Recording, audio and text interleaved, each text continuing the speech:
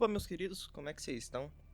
Essa semana eu não tive tanto tempo, então eu decidi fazer um vídeo que ainda vai, eu acho que é um vídeo com conteúdo interessante, mas ele vai ser mais podcast, então vai ter só essa gameplay de Minecraft aí, ironicamente porque eu falo de Enigma do Medo, mas eu acho que uma gameplay de Minecraft é mais interessante que Enigma do Medo pra um podcast.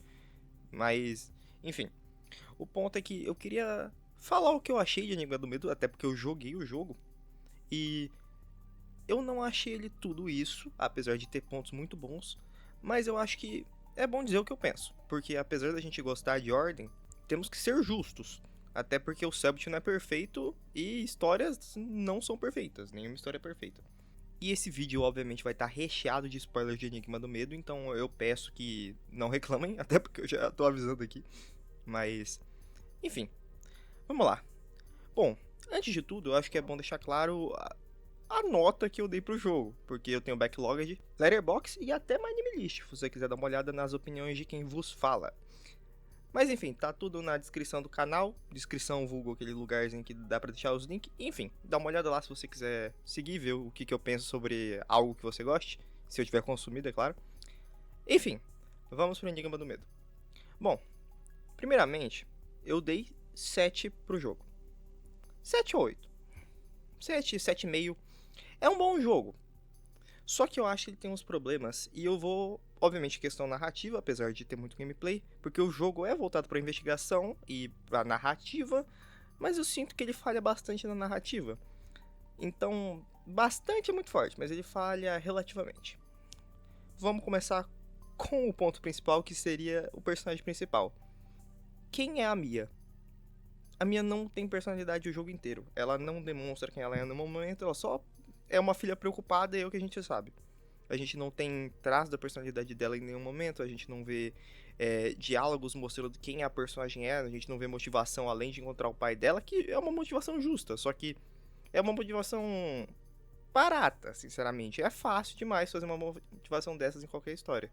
Eu não tô dizendo que ela precisava ter um dilema moral muito complexo e tal, mas dá um pouco mais de camadas. Tipo, a relação que ela tem com o pai, porque a gente até agora não sabe como é que é a relação entre eles direito. A gente tem fagulhas aqui e ali, e boa parte dessas fagulhas são mais do próprio Cellbit dizendo do que propriamente do Enigma do Medo. A gente vê que ela é uma pessoa extremamente importante pelo que ela é e não por quem ela é. O que e quem ela é são coisas diferentes. Ela é uma pessoa rasa para nós, porque é o que a gente tem contato com ela, e ela é alguém extremamente importante por ser o deus do medo, obviamente. Não é dito ipsis literis que ela é o deus do medo, só que por interpretação é óbvio que ela é o deus do medo.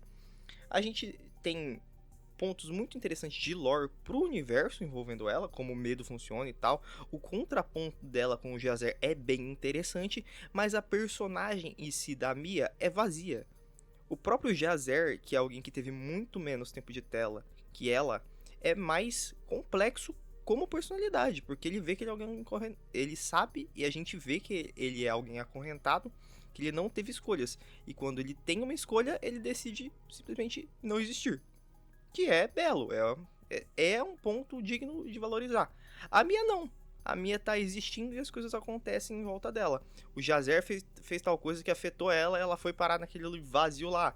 A gente vai controlar ela e lidar e fazer ela lidar com isso, mas em nenhum momento ela fala sobre isso, ela questiona alguma coisa. E quando ela faz isso com o Jazer, é muito pacífico, é uma pergunta, ela tá respondendo as nossas perguntas, ela não tá tendo um diálogo verdadeiro com ele.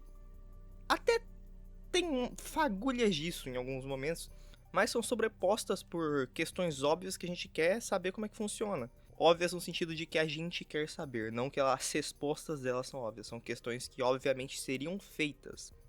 Sobre o Veríssimo, que é um ponto triste, porque a gente que estava assistindo o RPG, a gente que gosta muito de Ordem, a gente queria ver mais do Veríssimo, e a gente estava esperando que o Enigma do Medo fosse a vez disso. Pô, a gente vai jogar com o Veríssimo e tal. E a gente joga com o Veríssimo em 2 pontos de jogo. E a gente não sabe nada sobre ele.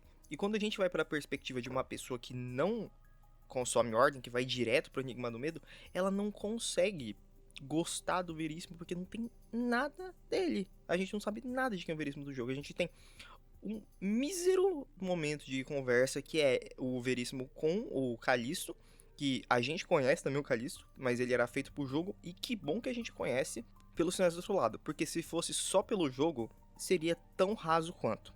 Mas é claro que não tô pedindo pro Callisto ser um personagem profundo, oh meu Deus, com camadas e tal, mas ele é o menor dos problemas, porque ele funciona. Eu acho que, em questão de ser raso e funcionar, o Callisto é o que mais funciona, porque ele é o que está sendo movido pelo Jazer. Ele simboliza como a Ordem foi movida pelo Jazer enquanto o Veríssimo estava fora e tal. E isso ele cumpriu bem. Isso daí eu consigo dizer que funciona bem.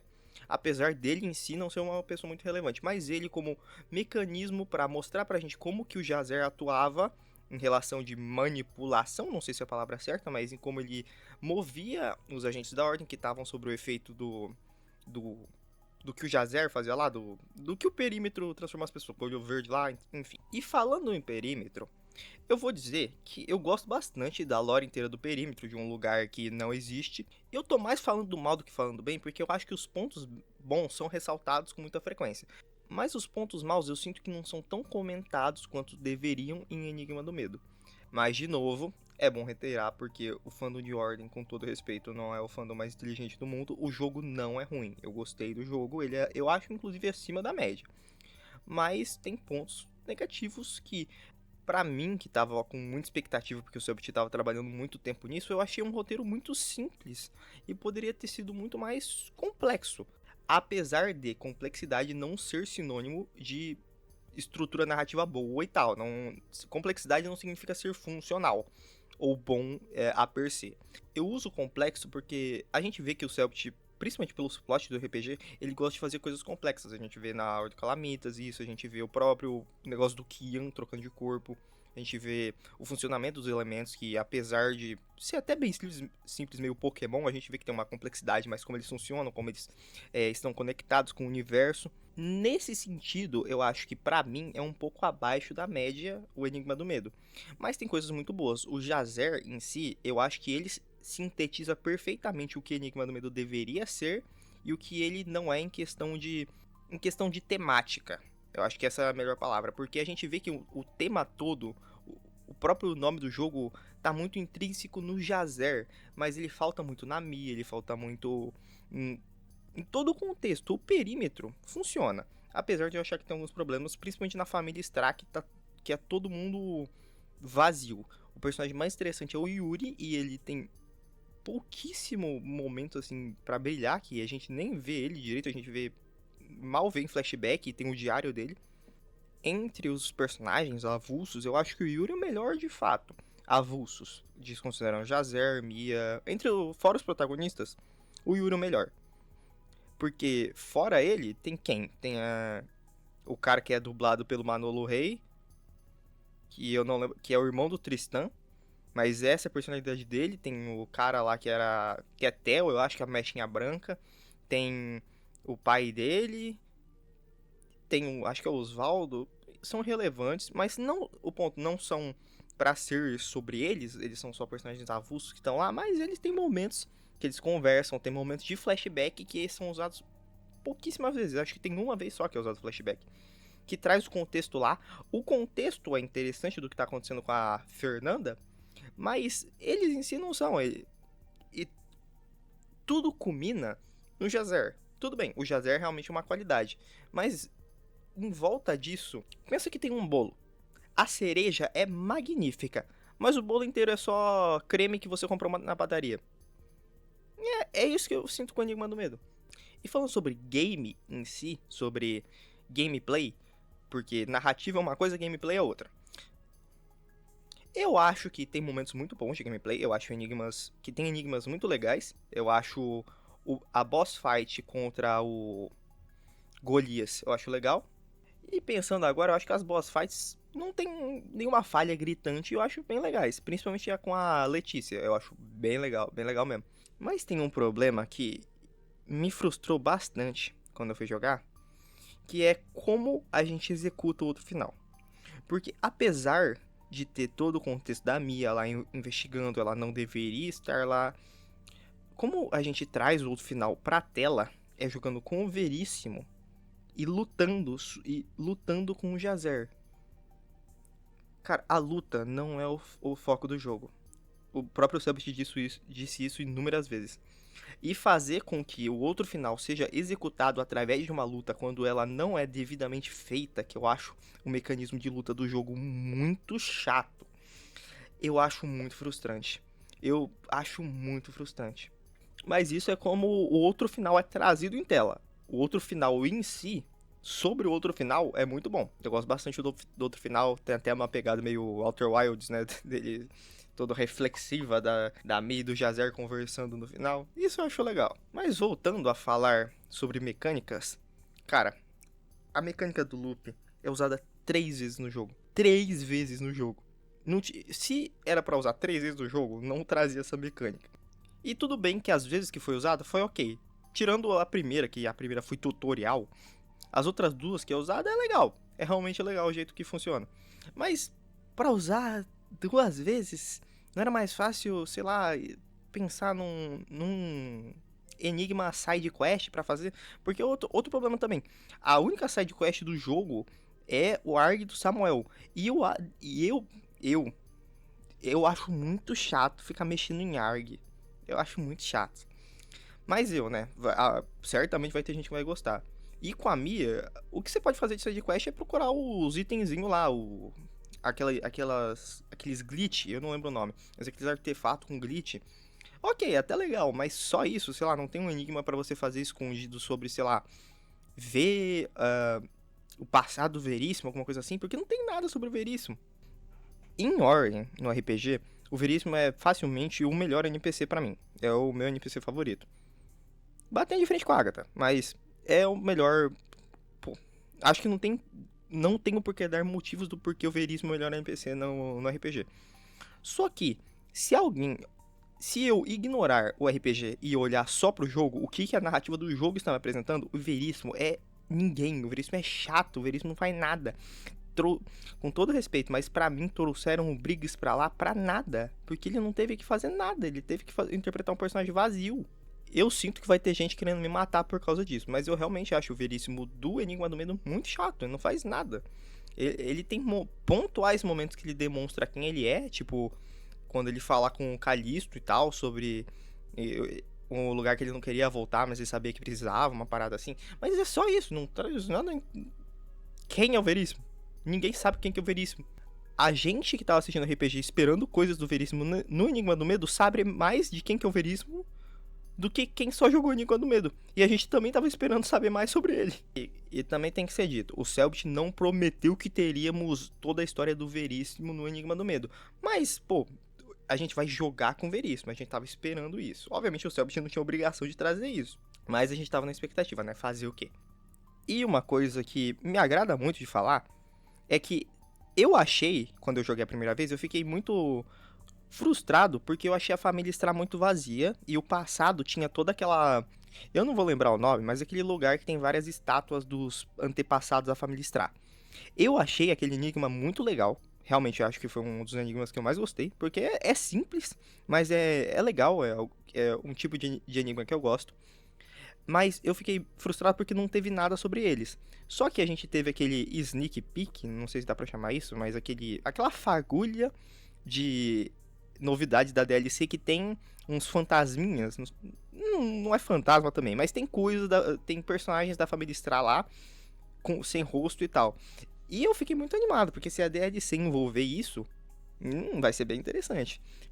E falando em DLC, eu tô muito curioso para o que vai ter na DLC de Desconjuração e na DLC de O Segredo na Floresta, porque foi prometido pra gente isso lá na campanha de divulgação, de arrecadação, perdão, e na divulgação da campanha, que iam ter essas DLCs.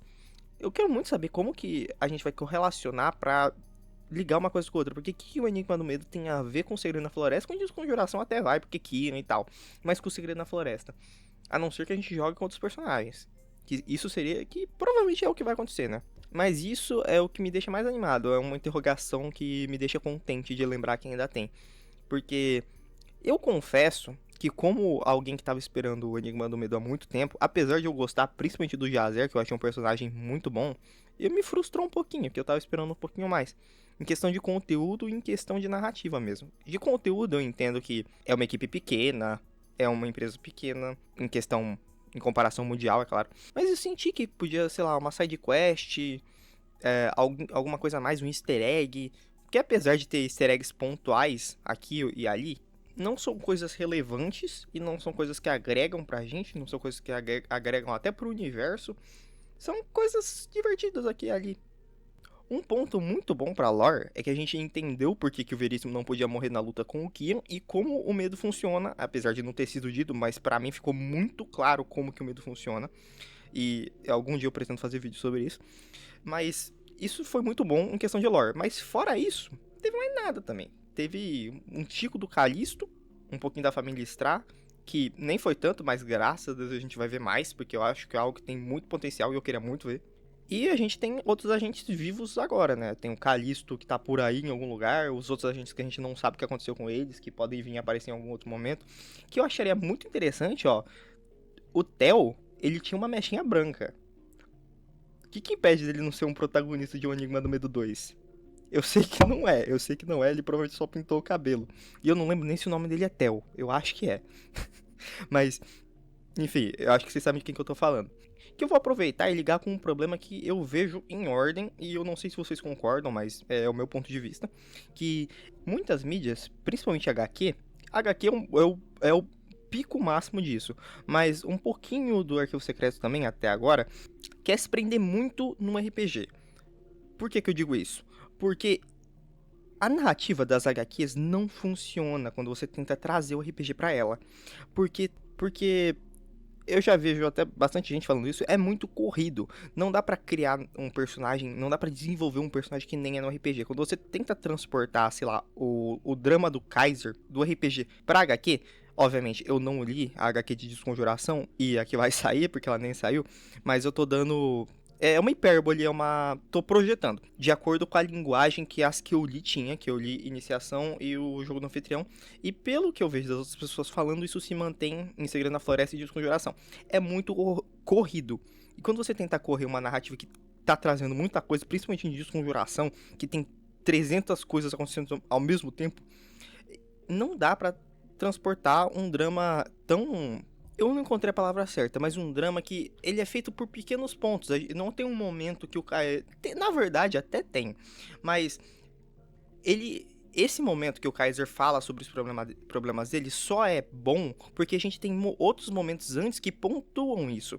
Imagina, tá tudo acontecendo ao mesmo tempo assim, que provavelmente vai ser isso na HQ, se manter esse padrão, vai estar tudo acontecendo ao mesmo tempo assim, drama, mata bicho aqui, vamos lá, não sei o que, e daí do nada acaba o cigarro e o cara diz, oh meu Deus, eu tô mal, Joey, não sei o que.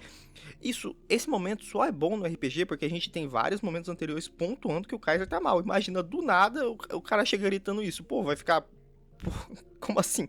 Enfim, eu desviei totalmente do Enigma do Medo pra falar da HQ, mas eu pretendo fazer um vídeo sobre as HQs quando eu ler todas, mas voltando pra Enigma do Medo. O que eu queria dizer é que trazer coisas do universo de Ordem que não foram trabalhadas, criar coisas novas pra Ordem, eu acho algo muito saudável. Criar algo pra linguagem de um jogo, pra linguagem de uma HQ, é muito mais saudável do que adaptar algo do RPG pra HQ ou pro jogo, ao meu ver. Você pode ter sua opinião, eu sempre falo isso nos vídeos, mas pode discordar de mim. Se todo mundo concordasse com todo mundo, o mundo ia ser muito chato. Olha, acabei de pensar em 2 jeitos interessantes de fazer uma DLC para Enigma do Medo, ó. As DLCs têm que ser de O Segredo da Floresta e Desconjuração, que já foi prometido pra gente, né? Então, de Desconjuração, eu acho que é o mais fácil, porque a gente poderia resolver um dos problemas que eu já tenho com o Enigma do Medo. Que tal uma investigação com o Veríssimo, controlar o Veríssimo investigando o Kian, o velho Kian, como ele matou o velho Kian e o que aconteceu naquela época. Daí a gente ia ter, sei lá, a Shizui do passado, o Aaron do passado, e talvez um pouquinho mais do Arnaldo. Ia ser legal, eu acho mais legal. E pro Segredo na Floresta, por que não? É que ia ser muita exposição de lore, eu acho isso meio perigoso pra um jogo, mas ia ser interessante. Controlar um dos doutores, controlar, sei lá, o Eric Jur e como ele virou o velho louco. Ou, sei lá, algo mais novo, sei lá, criar um personagem que é um parente do Rafael Montes e ele explorasse a morte dele, como ele morreu, o que aconteceu com ele, Isso depois do que aconteceu com a Kipier, ou até ao mesmo tempo, quem sabe. Ou talvez algo mais no presente. Não no presente, porque atualmente já seria passado. Mas que tal controlar o Dante indo pra Carpazinha? É claro, daí ia ter que ver com o Hakim, o que ele fez lá e tal. Ia ser muito difícil ser isso. Principalmente porque ele também tava cego e ele também consegue lançar ritual. Mas eu apoiava muito isso. Muito mesmo. Porque se eles só adaptarem o que aconteceu na campanha de respectivas temporadas por Enigma do Medo, vai ser um desperdício tão grande pra mim. Pra mim, é claro. Enfim, gente, eu acho que é isso. Se eu tenho mais alguma coisa pra falar e que eu não tenho certeza se eu falei, é que eu acho o fato da gente ter sido responsável pelo Samuel ter mandado o negócio pro passado, isso foi o que o Abraão recebeu no futuro. Eu acho isso muito paia. Eu acho um desperdício gigante, tanto com o Samuel quanto como o lore no geral. É legalzinho por si só, mas é tipo um nota 6, assim. Tá tudo bem, mas sei lá, eu acho que poderia ter sido muito melhor. E fora isso, eu acho que eu já falei tudo. Não tem nada mais interessante pra colocar, não. E eu sinto muito por esse vídeo ser mais simples. É que é algo que eu queria falar já, vou fazer uma review de Enigma do Medo. Que não é uma review, né? São as minhas impressões com o jogo. Mas eu acho que é isso. Ainda pretendo fazer mais coisas sobre isso. Inclusive, pretendo postar uns vídeos extras. Aproveitar que agora eu tô com um tempinho mais livre. Inclusive, tô trabalhando um vídeo extra justamente por isso que isso foi um vídeo mais simples. Que eu quero muito que dê certo. Que vai ser sobre uma coisinha. Mas agora que eu tô com um pouco mais de público, eu acho que tem mais potencial. Mas é isso, gente. Muito obrigado por vocês que escutaram até aqui, desse podcastzinho. E é isso. Beijão. Se vocês tiverem gostado, pode dar um like, se inscrever, comenta aí o que você achou. Comenta o que você achou da Enigma do Medo, que eu preciso de mais opiniões mesmo. Porque eu acho que a maioria gostou. Mas eu queria que vocês criticassem, apontassem. Isso é bom, isso é ruim, você errou nesse ponto, o Celp errou nesse ponto. Enfim, é isso, gente. Beijão. Se puder dar um hype aí, que ajuda bastante. E é isso. Fui.